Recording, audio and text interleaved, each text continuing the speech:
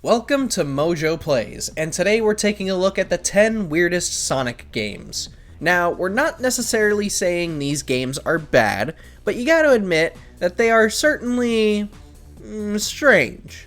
And no, we're not talking about Sonic 06, we don't talk about Sonic 06, alright? It never happened. Anyways, have you played any of these weird Sonic games? Did any of them catch you by surprise? Share with us in the comments below. Before we begin, we publish new content all week long, so be sure to subscribe and ring the bell to get notified about our latest videos. Sonic Unleashed.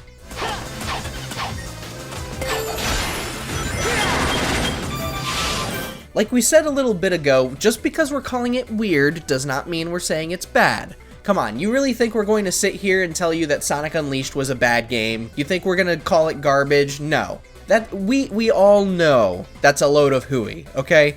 Sonic Unleashed has such an awesome blend of beating the snot out of baddies and running around at the speed of sound. But you have to admit the whole werehog concept seemed pretty bizarre prior to launch. It really looked like Sega was going to jump the shark, but thankfully history had other plans and gave us a weirdly satisfying Sonic game. No!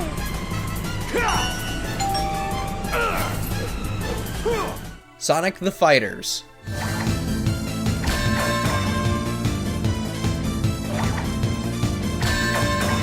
Now, you really want to get bizarre in a gameplay sense? Try imagining all of the Sonic cast in a Tekken game. You basically get Sonic the Fighters. This was a 3D fighter similar to Fighting Vipers, another Sega fighting game IP, which had launched the year before, putting two players in a small cage-like area. Players could perform simple combos and knock each other into walls or even out of the stage, although it wasn't the fighting aspect that threw us for a loop, especially since Sonic Battle would arguably do it better on GBA in 2003. No, it was mainly because of the addition of two new characters who we'd never see again after this, Bean the Dynamite and Bark the Polar Bear. Sure, they boasted their own unique movesets, but their sudden introduction left us scratching our heads, especially since they didn't really come back after this.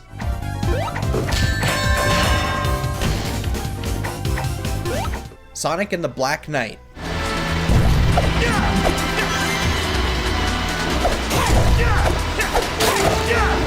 We have a really strong hunch that the Sonic Storybook series was supposed to last far longer than just 2 games.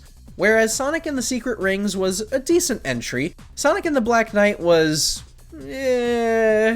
okay, I guess. The blue blur is transported to a dimension where Arthur Pendragon rules with an iron fist, and his Knights of the Round Table are all of Sonic's friends. We can respect the different approach to the IP with its medieval theme and mesh of source material. However, as the final game in the short-lived Sonic Storybook series, its poor combat and tedious quests make it the bad apple of the small bunch.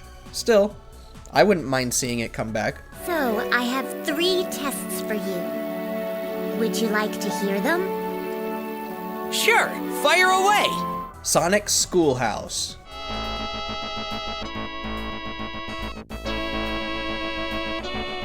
The mid to late 90s saw a few iconic video game characters try to go down the edutainment avenue for whatever reason. Hello, Mario is missing in Typing of the Dead. Likewise, Sonic went down the same path and starred in Sonic Schoolhouse. Here, Sonic has a high-pitched and nasally voice and tasks you with solving problems by exploring 3D environments akin to Wolfenstein and Doom, minus, all the shooting and demon gore and everything. It is very much a game aimed at the kids who grew up playing the Jumpstart games, i.e. me, and the drastic change in Sonic's personality does not fit the Hedgehog we know today. Really, even after going through about 2 or 3 iterations of Sonic in my lifespan, this one was the real black sheep of the bunch. Did you know that baby monkeys are born and grow in pretty much the same way as little kids do? Waku Waku Sonic Patrol Car.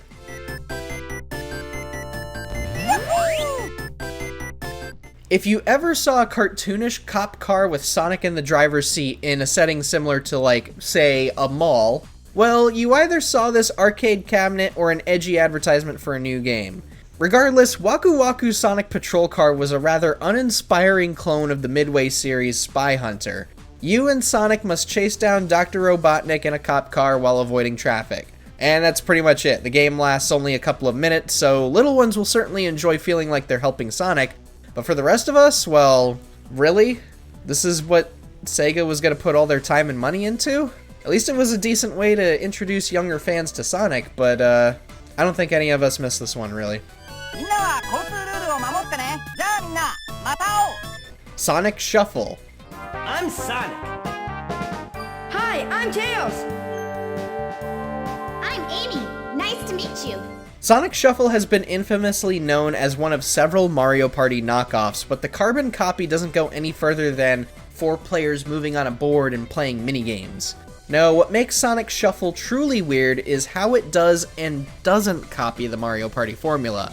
See, around the core of what makes Mario Party what it is, there's this confusing system of stealing and exchanging cards, boss battles, and a few other aspects we can't wrap our heads around.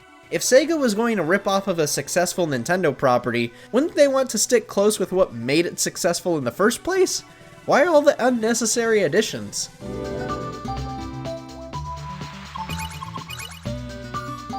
Knuckles Chaotix.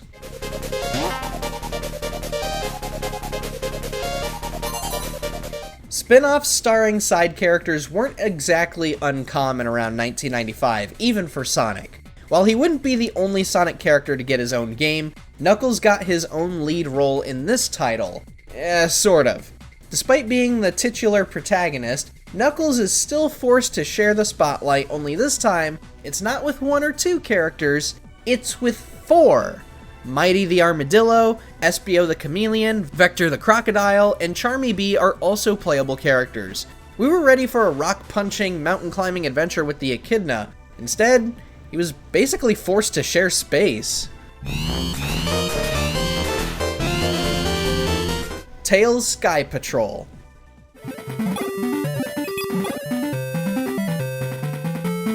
Unlike our Echidna friend, Tails managed to snag 3 of his own spin-offs in the 90s. It's absurd. One was a simple platformer, while the other was another edutainment game. However, Tails Skypatrol was the oddest of the bunch. As you can see, it's a side-scrolling shooter, starring Tails. What? I could understand Eggman, but Tails? Really? While it does hold some interesting ideas, it doesn't do much after the 15 to 20 minute journey. It felt like there was an idea here, but what confuses us most is, if they wanted to give Tails a shooter, why isn't he using the tornado? It was introduced 3 years before this game was out. I mean, this was in the intro to Sonic 2, right? I didn't just imagine that?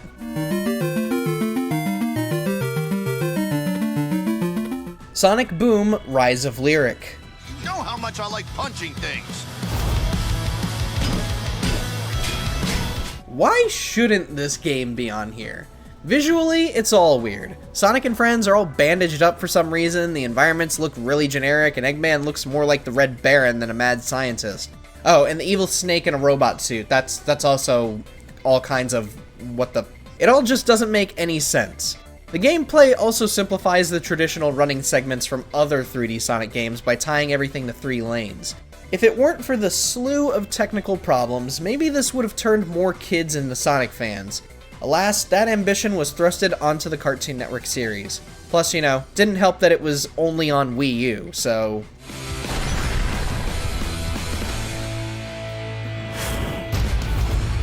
Sonic Chronicles: The Dark Brotherhood.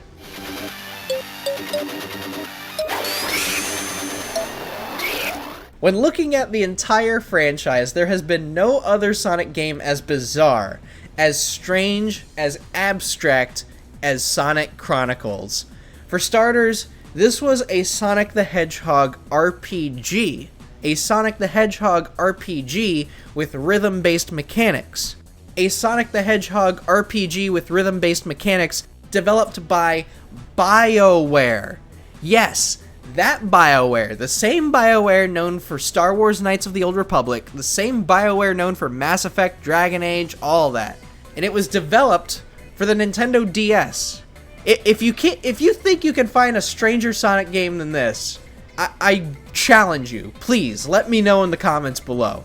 And if you thought just the existence of this game was weird, well, yeah, again, you had to have played it for yourself too to understand just how out of this world this was. And I don't mean that in the positive way either. There's something about aliens and crystals, and it leads to widespread destruction, and then Eggman was like a recruitable party member for some reason. It was just, like, it leaves you asking, what in the Green Hill Zone is going on here?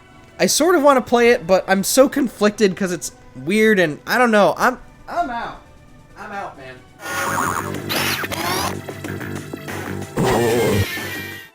Check out these other great clips from MojoPlays, and be sure to subscribe and ring the bell to get notified about our latest videos.